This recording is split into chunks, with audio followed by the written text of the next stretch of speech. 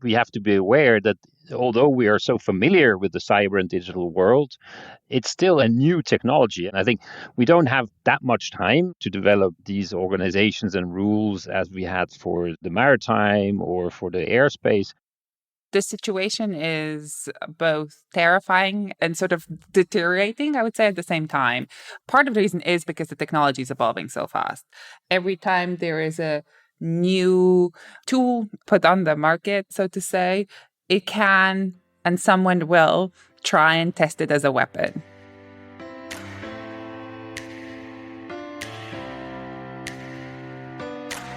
It's hard to overstate just how much we rely on digital technology and connectivity in our daily lives, from the delivery of essential services, including drinking water and electricity, to how we work, pay our bills, get our news. Increasingly, it all depends on an ever-growing cyberspace. But as humanity's digital footprint grows, cyberspace is also growing as a domain of conflict, where attacks have the potential to bring down a power grid, rattle the stock market, or compromise the data and security of millions of people in just moments. Got your attention? Well, good.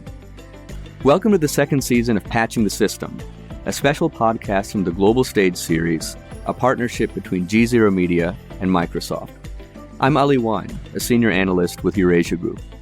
Now, whether you're a policy expert, you're a curious coder, or you're just a listener wondering if your toaster is plotting global domination, this podcast is for you.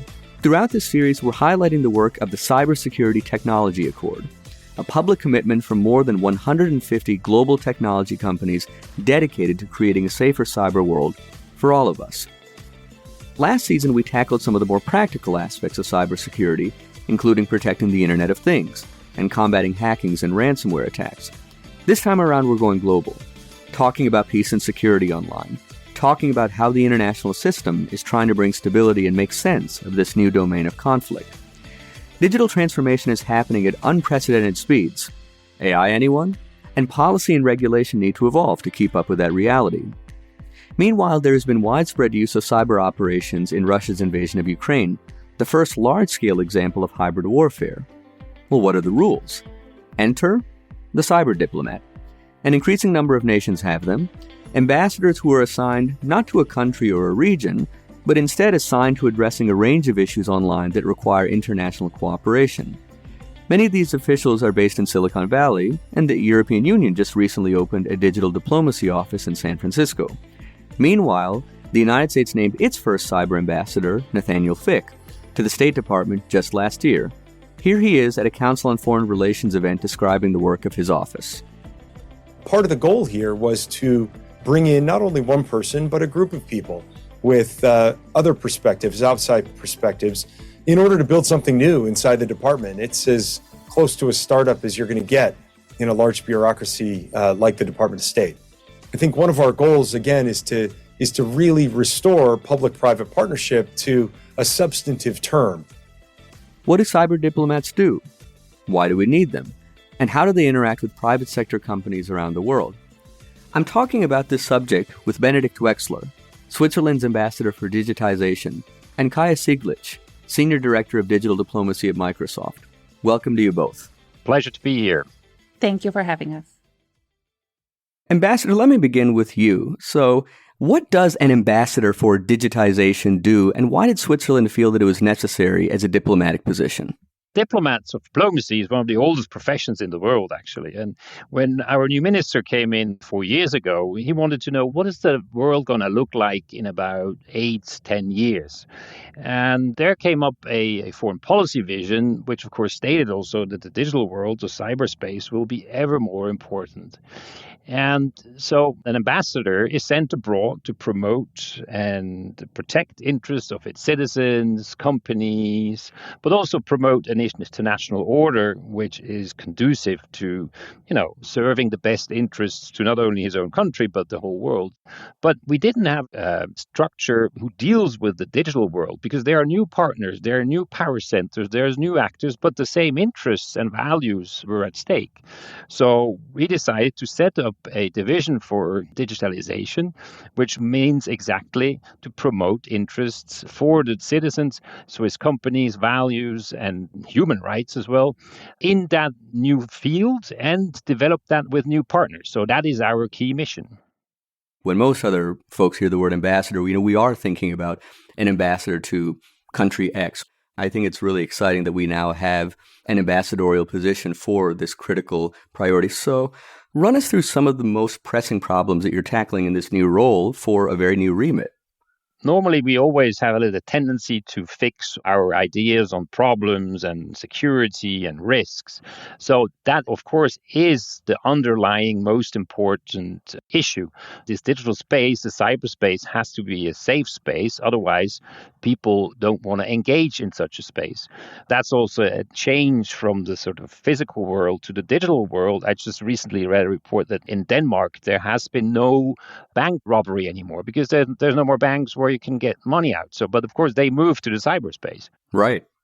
Another little parallel, what we're trying to do is back to the age of the railways.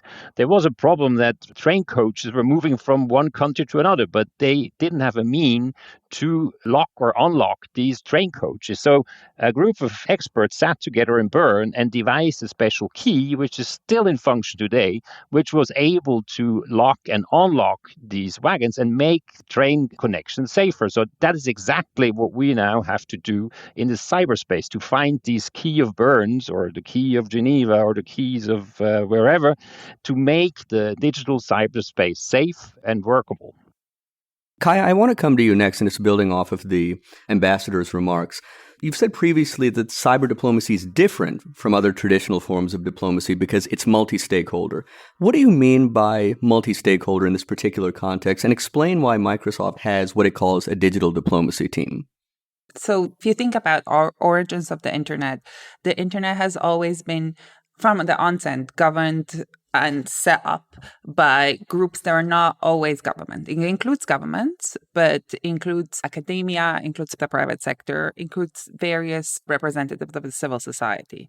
And as the internet grew and became an ever-present part of our lives, it has meant that its governance structures grew with it.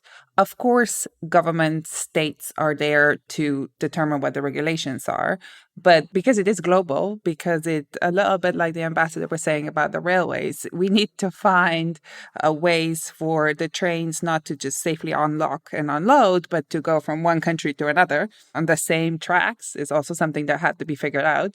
I think that is where we are in the online space at the moment. And currently, the vast majority of it is run and operated by the private sector. And that's why we say it has to be a different conversation that includes all these other stakeholders, hence the word multi-stakeholders, not just governments, which is more where traditional diplomatic conversations have been. And Microsoft has identified this area as an area of interest and an area of a priority almost 10 years ago now, when we first started talking about we need clearer rules, particularly for safety and security online, because as all aspects of our life are moving online, we need to make sure that they can continue operating more or less unthreatened. Now, we talked a lot about this subject last season. We're going to be talking a lot again about this subject this season. Tell us what the Cybersecurity Tech Accord is, and tell us how it fits into this conversation. Yeah, the Cybersecurity Tech Accord is a group of companies that effectively came together in 2018. At that point, at the onset, it was just above 30, and now it's just over 150 companies from all sizes, from everywhere around the world, that all agree that we need to be having this conversation and we need to be making advances on how to secure peace and stability online, not just now, but for future generations. And so the group came together around 4 fundamental principles that all the companies are committed to strong defense of their customers. All companies are committed to not conducting offensive operations in cyberspace. All companies are committed to capacity building, so sharing knowledge and understanding, and that all companies are committed to working with each other and also with others in the community, not just the private sector companies, but like I said earlier, civil society groups, academia, governments, to try and advance these values and goals. Ambassador, I feel like every week now we learn about some state-sponsored hacking or cyber attacks. You think about air, land, sea. We at least have some clear rules for state behavior based on principles such as recognized borders, sovereign airspace, international waters. Do we have similar international expectations and or obligations to be respected in cyberspace? Sometimes I think it's really, we have to be aware that although we are so familiar with the cyber and digital world, it's still a new technology. And when you look at air to sea, I mean, this has been like decades. And also there, the governance and all the rules and norms have evolved over time, over decades and years. And I think we don't have that much time to develop these organizations and rules as we had for the maritime or for the airspace. But I think we have to, as Kaja said, it's a new, specific, and especially multi-stakeholder world and space, and we have to take that into account. So we cannot just, set up a new organization like we did in the old days, and then we think, well, we'll sit together among states and we will negotiate something, and then we'll have a good glass of wine, and then we hope that everybody is gonna abide by these rules. I think we have to have a whole toolbox, or maybe a Swiss Army knife with all sort of adapted tools for the different situations. For instance, we negotiate a classical cybercrime convention in Vienna. There's a process of the open-ended working group at the UN about responsible behavior in cyberspace, where all these norms are being developed, and where we have also civil society and companies, the private sector being involved. Then we have dialogues, for instance, the Sino-European Cyber Dialogue with China and the European states.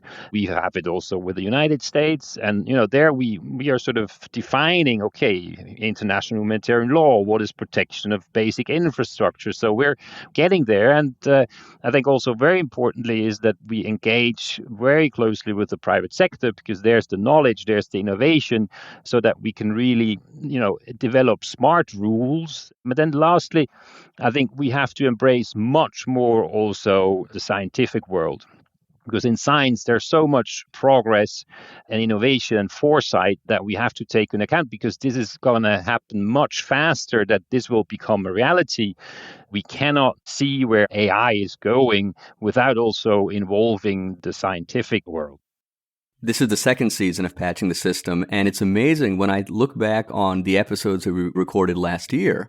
It's extraordinary how much science has progressed, how much technology has progressed, and I suspect that the rate of that scientific and technological innovation, it's only going to grow with each year. But just an observation to say how rapidly these scientific and technological domains are. You're right, and I think everybody was surprised. It's amazing.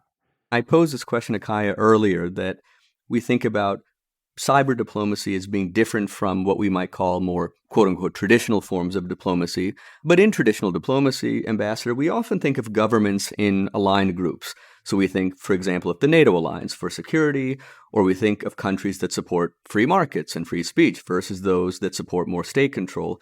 Are there similar alignments when it comes to matters of cyber diplomacy? Yes, definitely. I mean, that is no secret. I think you have like-minded countries also in the tech and the digital space, because we want to see technology being an enabler for better reaching sustainable development goals, expanding freedom, strengthening human rights, and not undermining human rights. And of course, there are countries in the world who have a contrary view and position. On the other hand, I think it's interesting to see that in mankind and international relations, there have always been antagonistic situations, but still there was always some agreement, consensus on certain things that as humanity, we have to stick together. And even, in the coldest times of the Cold War, there was collaboration in space between the US and the Soviet Union. And I think we also feel a little bit that with this digital world, the internet, nobody has really cut itself off this world, because they know it's just too important. And we have to build on this sort of common heritage and common base that other countries are pursuing other ways in using this technology. There are things in warfare that we decided we shouldn't do, and we should keep and stick to this and maybe develop it where needed, but especially keeping the commitments also in the online cyber world. Kaja, I want to bring you back into the conversation. So from Microsoft's point of view, what is your overall sense of the trend line when it comes to nation-state activity online? Are we moving more towards order? Are we moving more towards chaos? And what can industry, including companies such as Microsoft, what can industry do to support the kind of diplomacy that the ambassador has described to advance what you might call a rules-based international order, as it were, online? I would probably say it's a bit of both. The situation is both terrifying and sort of deteriorating, I would say, at the same time. Part of the reason is because the technology is evolving so fast. Right. And so as a result, it means that every time there is a new tool put on the market, so to say, it can, and someone will, try and test it as a weapon. So I think that's the reality of human nature. And we're seeing that the deteriorating situation is also reflecting what's going on in the offline world, right? I think at the moment, in terms of geopolitics, we're not in the best place that we have ever been, and that's reflected online. At the same time, I would say not everything is super bleak. As Ambassador was saying, we do have rules. We have international law, we have human rights commitments, we have international humanitarian law. And while we do see these being breached, they're not being breached by the vast majority of countries. They're being breached by a very small minority of countries. And I think increasingly we're seeing states that believe in the values of international law, that believe in these commitments that have been made in other domains over the past hundreds of years as important to reinforce and support in the online world. And as a result, they're calling out bad behavior. They're calling out breaches of international law. And that's a very positive development. But that doesn't mean that we shouldn't be complacent, right? I think increasingly states are seeing cyber as the conflict. Increasingly, we're seeing the private sector developing tools and weapons that are being used for offensive purposes. Cyber mercenaries are effectively a new market that has emerged over the past 5 or so years and is booming because there is such an appetite for those type of technologies by governments. And I think to your last question in terms of how the industry can help and support, is some of it is just we can share what we see. The big companies in particular, we're often the vector through which the other governments or the targets get attacked. They use Microsoft systems. They operate on a cloud platform. So we see both the actors, we see the trends, and we see the emerging new techniques. And I think that's important for sort of the foreign policy experts around the world to be aware of, understand, and be able to act upon. Ambassador, I want to come back to you. So how do you think that the tech sector in particular should engage with the work of cyber diplomats such as yourself? I think one important aspect is that we are dealing here with an infrastructure issue. It's not just a tool or a product. It's an infrastructure and a vital infrastructure.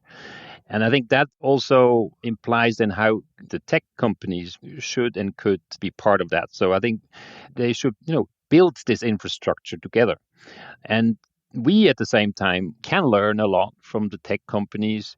Also internally, for instance, before I took up this position, I never heard of the expression red teaming. But I mean, that's a whole way of working and making products safe, like how you check a car before you put it on the market. And I think if we work together and adapt these red teaming processes so that we also involve human rights aspects and other safety aspects so that the products that really will come to the market are already in a state developed that they are not being able to use for some malign purposes. And I think, we also have to think of new forms of governance where the tech sector is really a responsible, constituting part of a governance and not just looking at an issue in terms of maybe a lobby perspective or how can we influence regulation in that or that sense, but to really build the whole house together. Kyle, I think that we often talk about cyber operations in peacetime, and it's an entirely separate matter, a different matter when we're talking about cyber operations being used in armed conflict. And Microsoft has been doing a lot of work reporting on Russia's use of cyber attacks in Ukraine. What has it looked like to integrate cyber operations in war? And I think really for the first time, what has the impact been? I think definitely for the first time at this scale, where we're talking about use of cyber in a conflict, the impact has in fact been tremendous. As we look at even just before the war began, the Russians have effectively either pre-positioned for espionage purposes or began doing destructive operations in Ukraine that supported their military goals. Over the past year and a half now, we've seen a level of coordination between attacks that are conducted online, so cyber attacks, including on civilian infrastructure, not just as part of the military operations, and attacks that were then conducted by traditional military means, so effectively bombs. And so we've seen definitely a level of similar targets attacked in a similar time period in a specific part of the country. So the alignment between cyber and kinetic operations in war has been, to that extent, something we've never, I think, seen, not just Microsoft, but I think in general. The other thing to think about and consider is frequently the Russians have used foreign influence operations, so disinformation, as part of their war effort, oftentimes in connection with cyber operations as well. This is a tool, a technique that the Russians have used in the past as well. If you look at sort of their traditional foreign influence operation, just not online, in the 70s and the 80s, and that has transposed over to sort of hack and leak world today. And they've used it to both weaken the Ukrainian resolve as well as to undermine their support abroad, particularly in Europe, but elsewhere as well.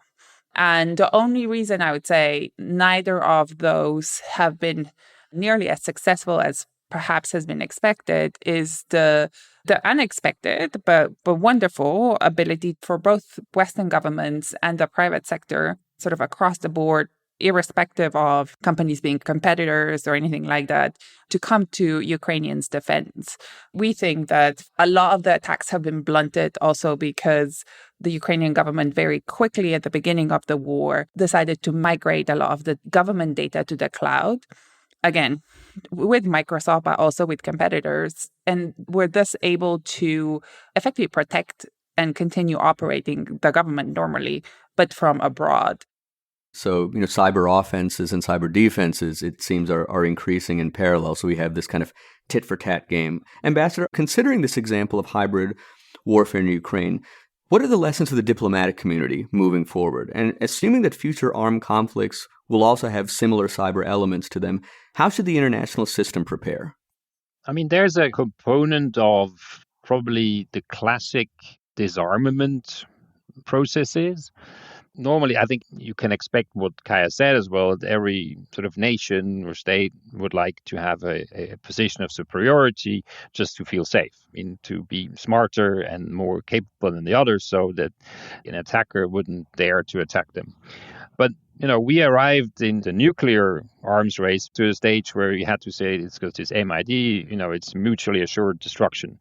And I mean, although we still have an edge probably, I think in the cyber world, we can almost, if they really want, we can sort of kill ourselves mutually. So that understanding comes to leads you to a point where probably also states will accept, okay, but let's not kill each other totally. That's a good starting point. Yeah, that'd be good. Yeah. So we'll have to ban some things, okay? Maybe something we just have to sit together and say, well, we should outright ban this. And then we have other things where we cannot ban it, but we have to reduce the negative impact on civilians, on critical infrastructure, on vulnerable persons, and so forth. So, then we come into sort of the story of the International Committee of the Red Cross, the Geneva Conventions. If we can't ban or eliminate war, let's see at least that we can make it as as least impactful for everybody. And of course, now we are coming into totally new terrains with AI as well, the autonomous lethal weapon systems with the drones. And also, when you think of the satellites issue, which when you think of a company like Starlink, who can more or less, decide, well, now we can't give you coverage anymore. So then basically your operation will stop because you don't have the infrastructure anymore to launch an attack. But I think it's something that we have to tackle in the logic of the disarmament on banning or mitigating or limiting effects, but also on very specific items. So, we had the landmines convention, we had the issue of certain ammunitions that we wanted to be banned. So I think it's going to be a very hard, thorny work of diplomats to try to limit this to a maximum possible extent. Even beyond the weaponization of cyberspace, just technology itself is constantly evolving. Just this year alone, we've seen a real explosion in generative AI. As a result, a rush from both governments and the private sector to find a framework, some kind of regulatory framework. How do you view this new factor in terms of cyber diplomacy? How does this new factor affect the work that you're doing on a daily basis? Well, I heard from somebody saying, AI is the new digital. And of course, we are also trying to see how can we develop tools based on AI to make diplomacy more efficient, also to make it a tool to provide more consensus on issues, because you can probably gather more information, more data to show, well, we have a common interest here. And we launched a project, we call it the Swiss Call on Trust and Transparency in AI, where we are not looking into new regulations, but rather what kind of formats of collaboration, what kind of platforms that we need to build up in order to get more trust and transparency. And that builds a lot also on what has been done in the area of cybersecurity, on actions against ransomware. And again, what also Kaja said, it's about that the companies and diplomats or the governments are working together and sharing expertise, because it's not a question of, I think, of competition between private sector, but again, because we're building an infrastructure, a building that has to be solid. And then within that infrastructure, we can compete again. Kaja, I want to bring you back into the conversation, and let's just zero in particular on the implications of artificial intelligence for security. How does Microsoft think that AI will play into concerns around escalating cyber conflict? And will AI, effectively just pour gasoline on the fire? I really don't think so. I think we actually have great opportunity to gain a little bit of an asymmetric advantage as defenders in this space. The reason is, while obviously malicious actors will abuse AI and probably are abusing AI today, we are using AI already and will continue to use it to defend. In Ukraine, we're using AI to help our defenders on cybersecurity. Microsoft gets 65 trillion, I think it's some absurd number, signals on Microsoft platforms daily, of what's going on online. Obviously, humans can't go through all of that to identify anomalies and neutralize threats. Technology can, and technology is, right? So the AI is understand what's wrong, and this has happened already, but this will improve even further, are looking at, this malware attack looks similar to something that has happened before, so I will preemptively stop it independently, right? So I think that will actually help us in terms of cybersecurity. Tell us one concrete step that you would like to see taken to get us somewhat closer to a sustainable diplomatic framework for cyber. Kaja, let's start with you, and then we'll bring the ambassador in to close us out. I think it'd be really important for the UN to recognize this as a real issue. We've seen the Secretary General make statements about it and call on states to do more, but a permanent body effectively within the United Nations that would discuss some of these issues would be very welcome. At the moment, there's a lot of working groups or group of governmental experts that kind of get renewed for every 5 or so years. And there's not a dedicated effort necessarily focus on some of these issues. And then, of course, we would love to find a way for the industry, but the multi-stakeholder community writ large to be able to participate and share their insights and knowledge in this area. Like I was saying at the beginning, there are opportunities. I would say Microsoft and many other private sector groups get blocked a fair amount by certain states. And I get it's a political decision at some level, but it's something that we'd really, really like to see institutionalized, both the process and the multi-stakeholder inclusion. I see sort of a historic window of opportunity opening up, with the works on the Global Digital Compact. We have the Summit for the Future next year, the Common Agenda. So a little bit like, with the SDGs, that we as the world community are coming together and say, okay, this is really too important. We are all in this together. Maybe also movies like Oppenheimer are reminding us of some things in the past. And I'd like to close with Albert Einstein, who said in the 30s of last century that technology advances could have made human life carefree and happy if the development of the organizing power of man back then, and women, I would say today, had been able to keep step with its technical advances. Instead, the hardly bought achievements of the machine age in the hands of our generation are as dangerous as a razor in the hands of a 3-year-old child. So, I hope that we see this urgency, but also this huge opportunity that we had already once as a humanity, but that we don't fully grasp it this time. Kaja Ciglic, Senior Director of Digital Diplomacy at Microsoft, Ambassador Benedikt Wechsler, Switzerland's Ambassador for Digitization. Thank you so much for taking the time to speak with me. Thank you so much for taking the time to enlighten our audience. It's been a real pleasure. Thank you. This was a great conversation. Thank you. It was a privilege to be with you. And that's it for this episode of Patching the System. There are more to come, so follow Ian Bremmer's GZERO World feed anywhere you get your podcast to hear the rest of this new season. I'm Ali Wyne. Thanks very much for listening.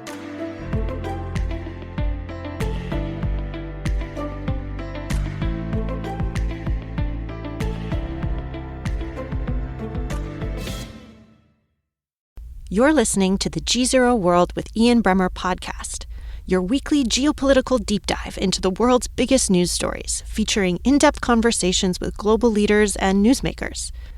To get more of GZERO's insights on global politics every morning, sign up for our free newsletter, GZERO Daily, at gzeromedia.com.